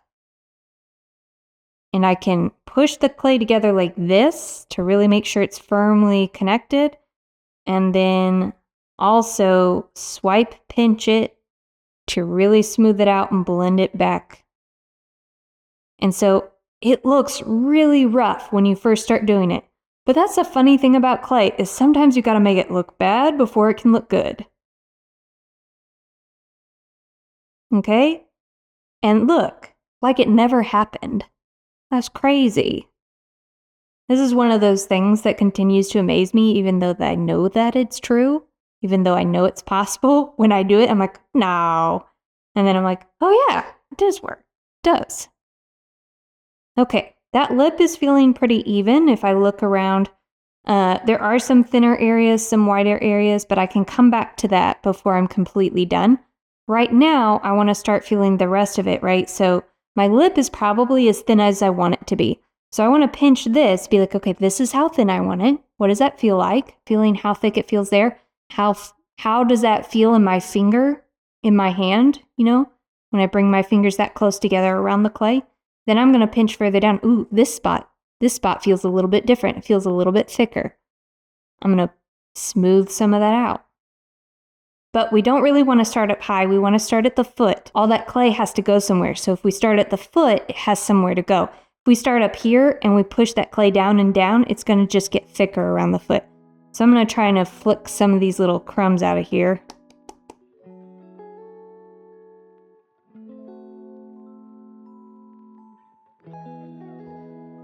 Just kind of getting them with my fingernail.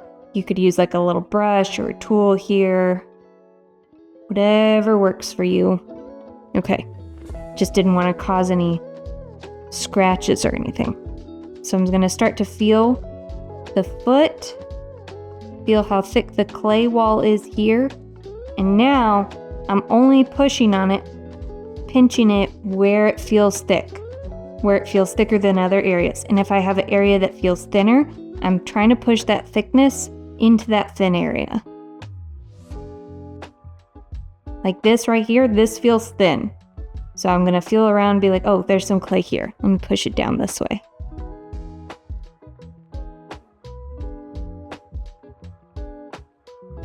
And it's not going to be perfect, right? Your clay wall is not going to be perfectly symmetrical. We're doing this by hand. So that's going to be normal. If you have a thin area and you don't have any clay that you can push into it, leave it alone. It's the best thing you can do.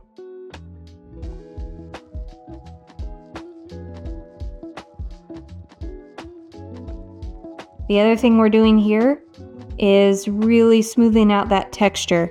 For me, the inside always ends up smoother than the outside. I have to really think about smoothing the outside. So my outside looks rough. We're gonna get to that. You can see I'm starting at the foot and then working my way up. This part feels really thin, so I want to be careful not to push it out. I even just pushed it back in a little bit. Really pay attention if you're getting a lot of like score marks like this. How are you holding your hand? What's causing those marks, right?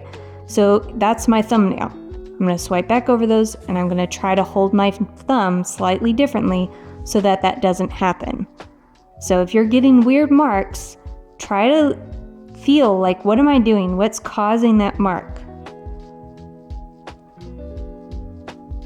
All right, here's a little bit thicker.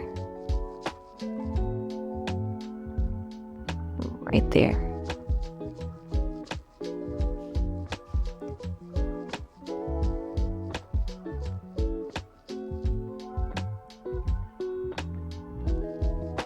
Okay, now at this point, while we're doing more of this refining work, if you feel like the bowl's just kind of like wobbly and getting away from you, your clay's too wet. Okay, so if the shape of the bowl is getting away from you, you're not able to control it, it's time to set it down and take a break. Now, if you're working on 2 pots, hopefully your other pot is at a good point where you can keep working on it. If they're both kind of wet, they both need a break, take a break. Maybe work on a 3rd pot. Okay, so this pot is as thin as I'm gonna make it. The walls are pretty even. I feel happy about this, right? Now what I'm gonna do is I'm gonna start working on my outside. Notice how like when I tap on this, pinch it a little bit, I can move it a little, but it's feeling a lot stiffer. What I don't wanna do is add too much water and make it soft and really malleable again, right? So what I wanna be careful of as I'm working on smoothing the texture out here is I don't wanna over wet it. So I'm gonna take my scoring tool here. You could just use a needle tool if you don't have a serrated rib like this. And I'm gonna go over this little spot in 2 directions, really roughing that up. Can you see that? Really roughing that up. And then I'm gonna dab it with some water. And then I can put my fingers in here to support it. I can smooth that with my thumb or my fingers, or I can take the smooth side of a rib and really like just so pretty smooth that out. Sometimes I can see like shadow scoring, so I want to make sure that I don't see any score marks when I'm done. This clay is firm enough that I can kind of put some gentle pressure on it without support on the inside, but I want to be careful. Don't want to create an indentation here. And as I'm going, if I find like a thin spot, I may find myself working on pinching rather than smoothing. And that's okay. Going back and forth on steps is normal.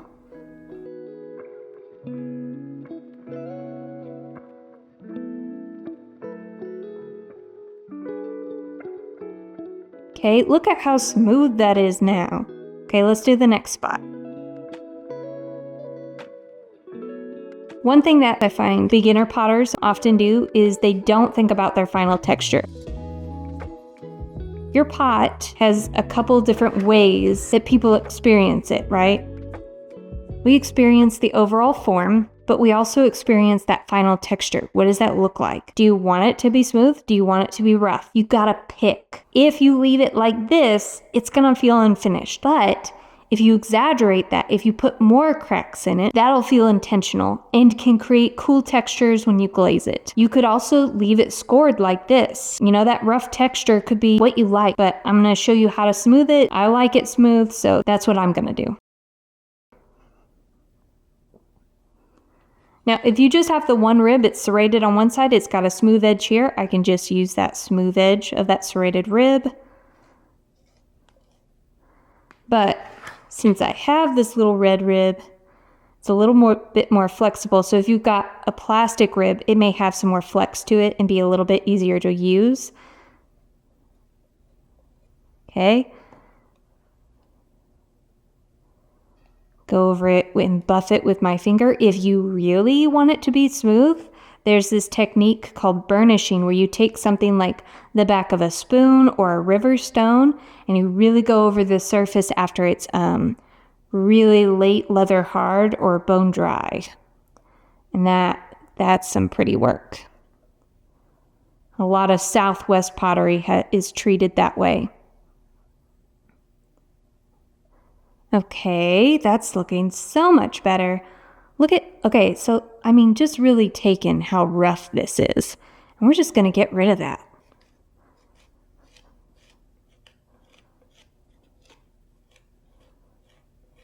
This process is so satisfying. A little water. Again, not too much. If we put enough water to build up, your clay's going to get too soft and it's not going to hold its shape. Now, when you're using that rib, it's not at 90 degrees to the pot, it's at 45. So look at the difference. It's not like this, because that'll scrape off. It's like this. That allows the clay to be picked up and pressed down. So we're compressing that clay from the high ridges that we're creating into the low ridges. And if you've got like a spot that feels particularly low, you can take some of that slip or kind of wet clay and really press it in there, buff it in. And then I am going to buff it with my fingers because I just find that makes it even smoother.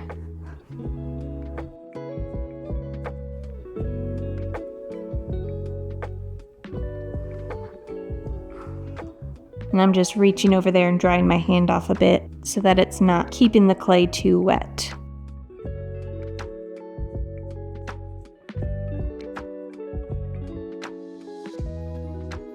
You probably can't see it on the camera, but there are slight shadows sometimes, like slight little bits of grooves of score marks left, and so I'm just really smoothing those out.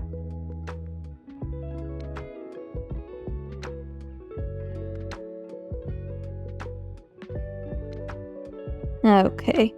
Now, the other thing that beginner potters forget is to think about their foot, making their foot look pretty.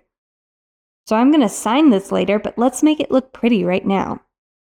And I don't necessarily have to get my fingers in there. The shape of the pot should support itself, especially because of how much it's dried so far.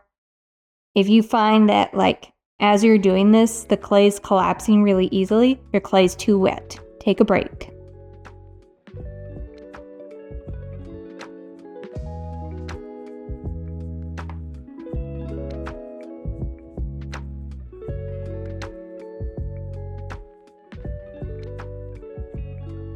I'm going to go over this in multiple directions, really buff it out. And this also can allow me to really define that foot. So if I want it to have like a nice definite edge, I can kind of push the bottom up a little bit so that it has a ring that it'll sit on instead of sitting on the whole bottom. Let's pick up some of these crumbs and stuff. Sorry about that. Tap it here, make sure it still sits nice. One thing about your pot, when the clay is wet, it may sit easily, or you may be able to balance it, but as it dries, that little bit of water that was in the clay would help it stick to the surface. It won't be there anymore. So you want to make sure that you can kind of nudge it and it stays standing or it goes back to center. Let's keep working around.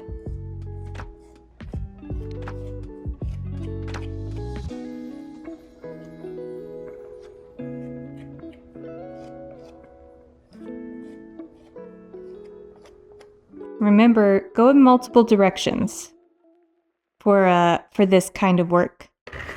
If you want your final texture to be like this, you can go in multiple directions. So you could do, one thing I've done or like to do is just all the same direction.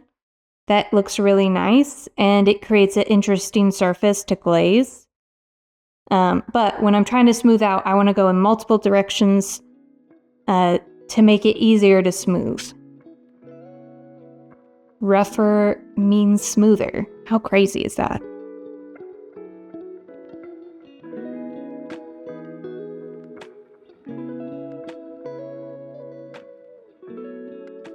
You'll notice I'm picking up this slip that's made by the water being added to that clay, and I don't need it to stay in there.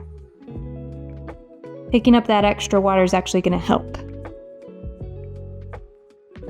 Oh, that looks good.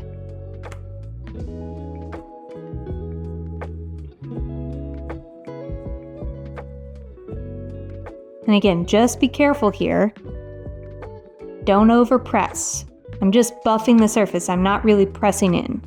Next section. Uh-oh, dog's outside.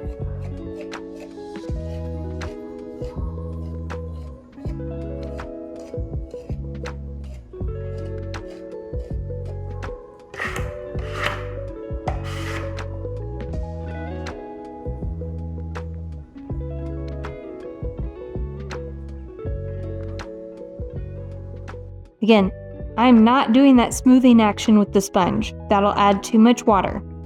Smoothing with the rib compresses, and the rib picks up excess water in the form of slip.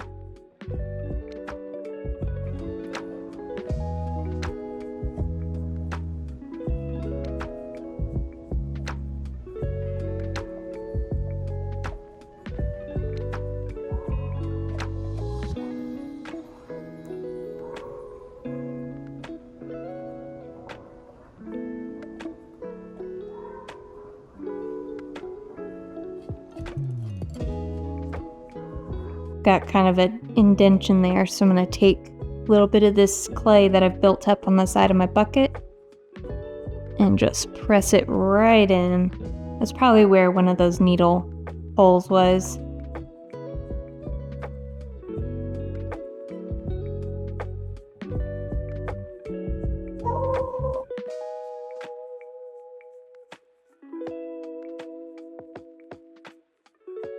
The other thing about buffing with my finger is that I get rid of like ridges and little indents that may have been made by the rib. I find that my thumb or my finger is a little bit better at getting nice, smooth, blended edges.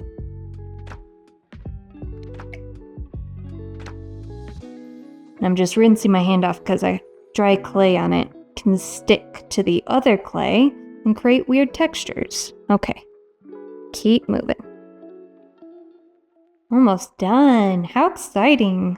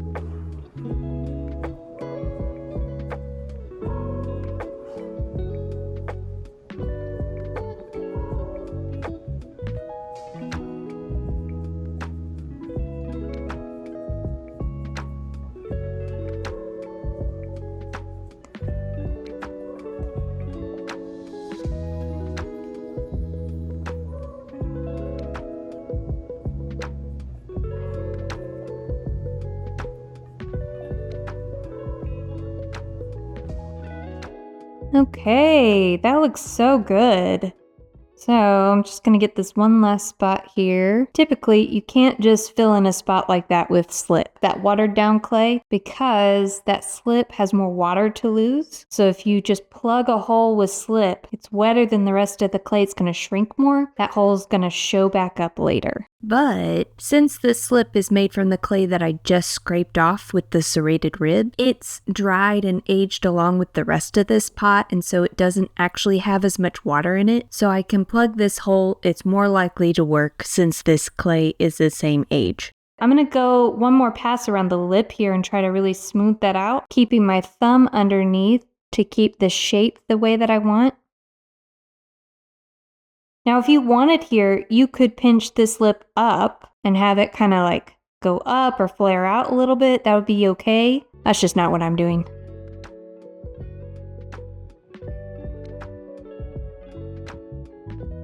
I just use a little bit of water to clean off some of that clay that was drying on my fingers and help my fingers glide more smoothly over the clay, remembering not to add too much water.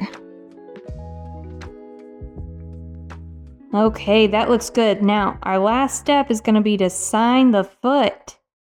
So that's all I'm going to do with this. On the bowl, I'll show you some other decorating options here. But let's go ahead and sign this one. Yay! All right, so I'm just going to use my needle tool here. Some other tools, if you have these, that could be nice, are some sort of little ball points. This one's really big, so I'd probably use this smaller end. But again, we're keeping it simple. We're not letting it be too tool heavy. You could also just, if you have a pencil, use that if you don't have a needle tool. Hopefully you have a needle tool. This is a mechanical pencil. Probably putting clay in it isn't great for it. So a dull pencil would actually work really well here. Be intentional with your signature. How you do it now probably isn't going to be how you do it later. We all change as we develop our skills, but make your signature something you like. Maybe you just use your initials. Maybe it's not even a signature. Maybe it's a maker's mark. I had one student who signed everything with a little cat doodle. I like to make my name curve around. A lot of my students usually just write their name like across the middle. You do you. All right, let's take a look at our bowl. I just took a little break to let this stiffen up a little bit more. It's still pretty flexible, but I think we're going to be okay. My inside texture on this pot looks pretty good, right? That's pretty clean. So now I'm going to work on my outside texture. And as I'm doing that, I'm going to pay attention to the profile here, to this curve. And I want to make that more even, more similar all the way around. So as I'm going around, I'm going to try and get whatever that shape is. If I want it to be more straight, more rounded, I'm going to try to get it to be the same on all sides. I'm just going to do that with some swiping motion, and then we'll get into fixing the texture here.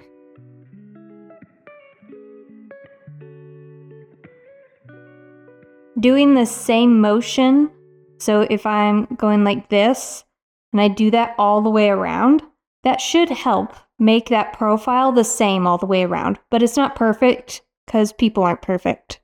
Now, this has a really organic lip. It's really uneven, but the thickness is even. So that's okay. That feels intentional, and we can let it be this sort of uneven lip. I'm not going to do the trick that we showed on the closed form, but if you want to, you can take some time, cut off high points, use that clay from the high points to fill in low points. But I'm going to go ahead and start working on my texture on the outside here. So you can see it's real rough. So I'm going to go ahead and start smoothing it. Let's start right here. Serrated rib. Now with this one, because the lip is open, it doesn't close back in. It's going to need more support on the inside. So I can take my fingers and do that. I could also take like a dry sponge. So I have another sponge here. This one's dry, and put that on the inside like this to make it a little bit easier to support. You do have to be careful with that because you can still press the clay in, but that can help hold the bowl a little bit better. Also, if you're having trouble balancing the bowl, another thing you can do is create a little pillow to hold it with your towel here. So just fold up your towel a little bit, and then you can roll up the edges like a scroll. And then I'm actually going to turn it over like this, and now it's kind of like a neck pillow, but it's a bowl pillow. So I can set my bowl in it to help support and cushion it as I rotate it. Now, the drawback here is that it can like push your bowl flat if it's still pretty wet. So if your bowl is drier, this will actually be better. But I'm wanting to go ahead and get this video finished, and you can work on it at this stage.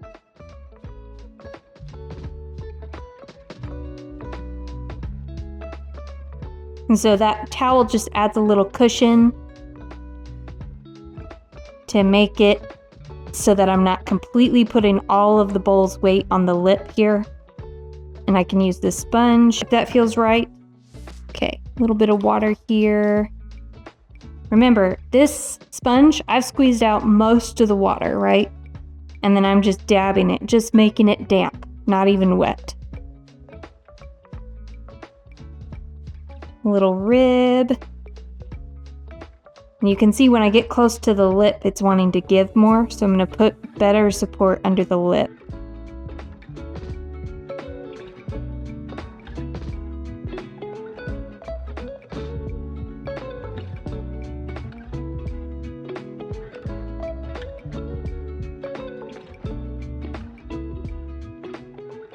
So I am going to go around and smooth all of this and get rid of all those cracks, but then on this pot, I'm going to do a texture. I'm not just going to smooth it. I am going to smooth it because I don't want those cracks and stuff underneath my texture. I would encourage you, we're making 2 pots, pick one and add texture to it. Add some sort of decoration. You don't have to, nobody's making you, but sometimes when I would teach this lesson, I would tell students to decorate one of their pots. And sometimes they would want to decorate both of them, and I was completely fine with that.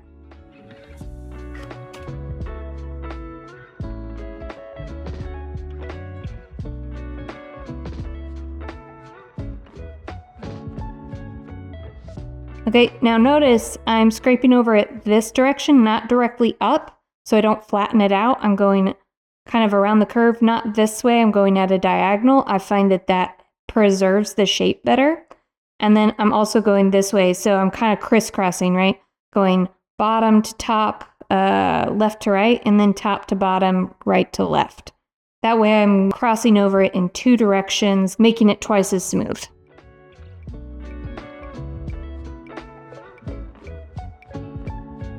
If I go up like this, I'm going to end up with a straighter edge. I'm not going to preserve that curve.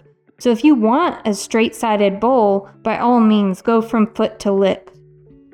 But if you want it to be round, going at an angle is going to help.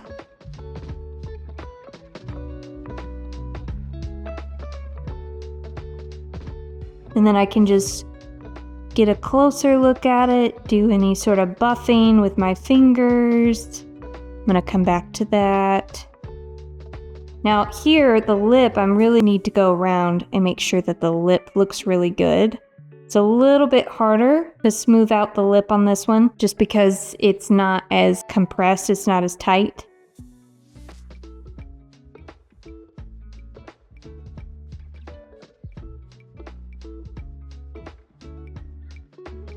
And because this lip is so flexible, it's real easy to do damage to it while trying to correct it or trying to make it better. So if you find that you're doing more damage than good, take a break. Maybe wrap it up in a bubble for the day and come back tomorrow. All right, I'm gonna keep going.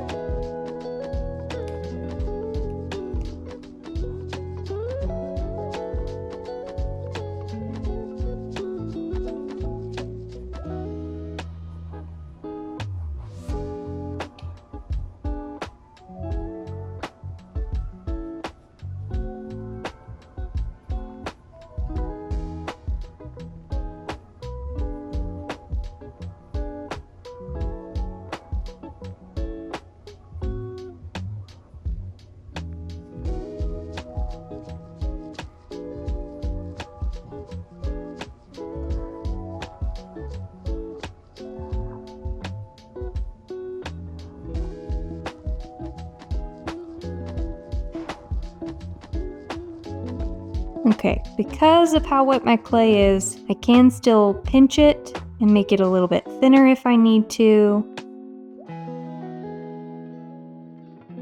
I can still see some shadows of the score marks here, but I don't want to misshape my pot trying to smooth them out, so I'm going to leave them alone mostly once I get the basic smoothness, and then I can come back and work on that more when the clay's a bit stiffer.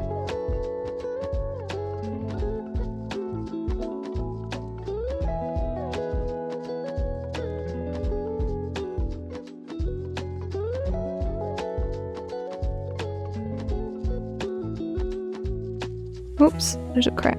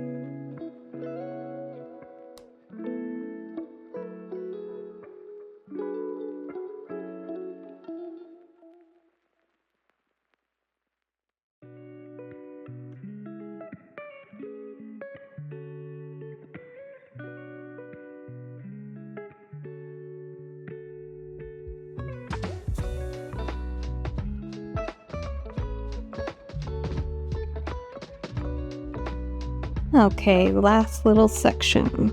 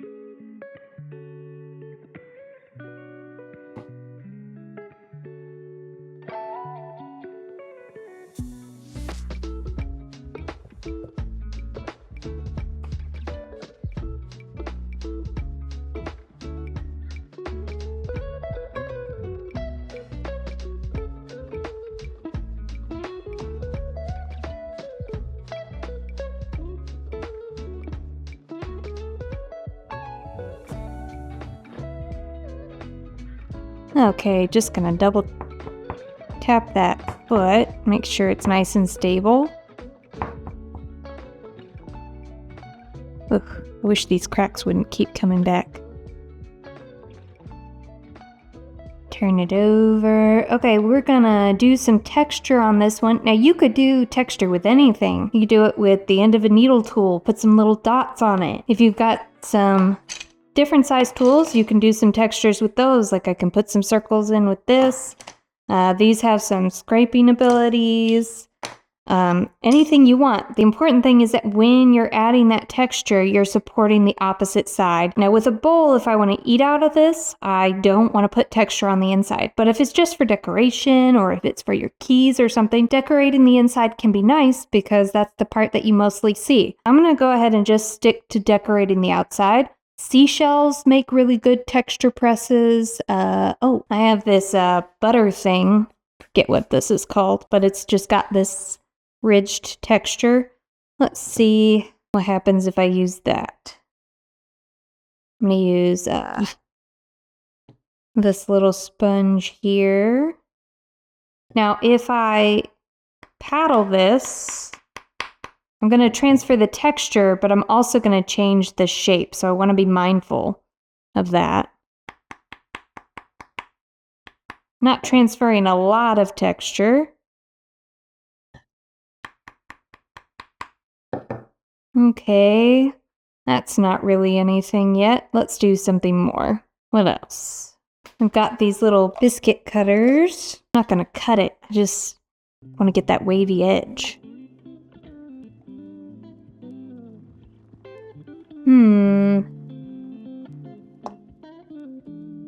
How do I want to do this?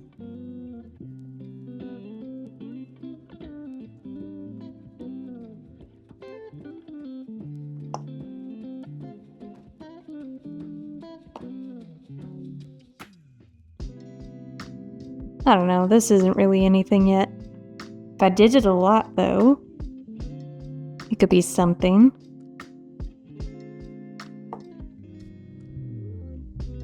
I'll just go ahead and finish. Or you can be like, I don't like what I'm doing here. And just say, nope, don't like that, smooth it back out. If you want to smooth the texture back out, make sure that you go crossways to it so that you're pulling the clay up from the surface next to it and pressing it back in. So not with it necessarily, but against it. You might have some little carving tools like this. You can do some fluting. Depending on how thick your walls are, you can carve some clay away. I'm not liking that, so I'm just gonna get that clay wet and stick it back in there and pinch it back in. Ugh, just trying to show you some different things, but I'm not happy with what I'm getting. If this clay was drier, I could probably do some better carving like that. So really, you want your clay to be leather hard before you carve.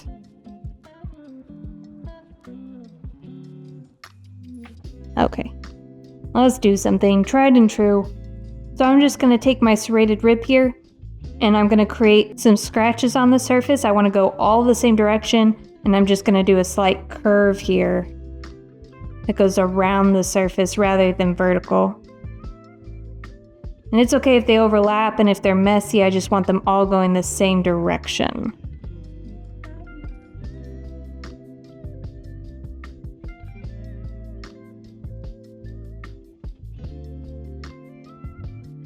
And if this was a cup or something you're going to drink out of, you might want to stop before you get to the lip, because you don't want a rough texture on your lip. That's unpleasant.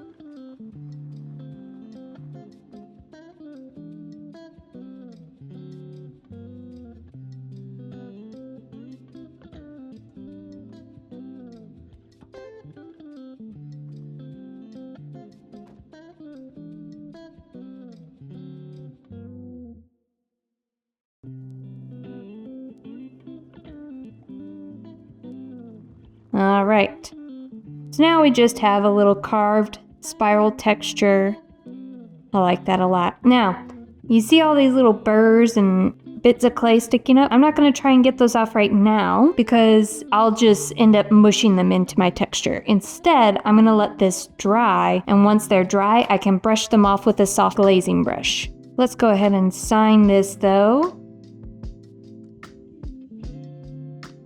I'm not going to go in a circle this time. I'll just do first name.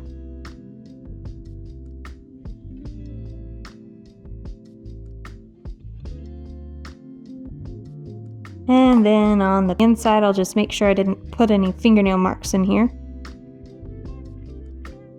Okay, I'm just gonna set this also face down. They're both sitting on their rim because I wrote my name and it had all these burrs come up, all these little bits of clay that stick out, and I want to be able to wipe those off after it dries. Okay, that's it. You've done it. You've made 2 pinch pots. Or you've seen how to do it at least. Once this pot was bone dry, I was able to wipe off all the burrs and keep the nice texture. It's a lot easier to get rid of those burrs now before it's bisque fired. Once it's bisque fired, they'd be so permanent I'd have to sand the pot. And I just like to work smarter, not harder. When you're done, there's a couple things you can do. You can set them out to completely dry. Mine are bone dry now, ready to be fired. You could also wrap them up in a bag, which is actually what I did. Since I was having problems with cracks developing in the lip, I wanted to slow down the drying process, so I put both of my pots inside of a plastic bag and filled it with air and then closed it up. What that does is it slows the drying process down and it allows the moisture in the clay to homogenize. So if your clay has been kind of difficult or you've added a lot of attachments and maybe different parts of your pot have different levels of dryness, wrapping them in a sealed bag but having that air bubble allows the water to homogenize across the clay so that it dries more evenly. This can prevent things like warping, cracking, or even whole attachments coming apart. If you're wrapping your pots up to slow dry them, make sure that the wooden board doesn't go in the bag. If you have a plastic bat or a plastic board that you're drying on, that can be okay to go in the bag.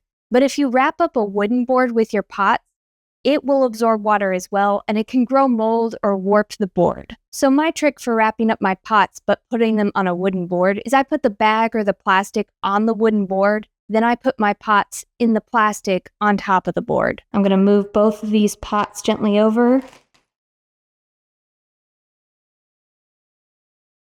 Set my bag on the board, then gently place my pots in the bag on the board. And it's okay for both of them to be in one bag because I'm done.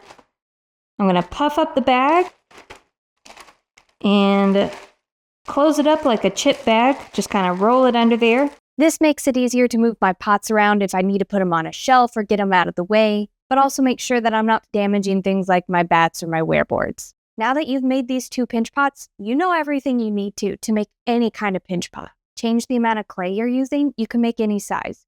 Change the way you pinch, you can make any shape you want. If you're not in love with your first pinch pot, don't feel bad. I don't think most people like their first pinch pot.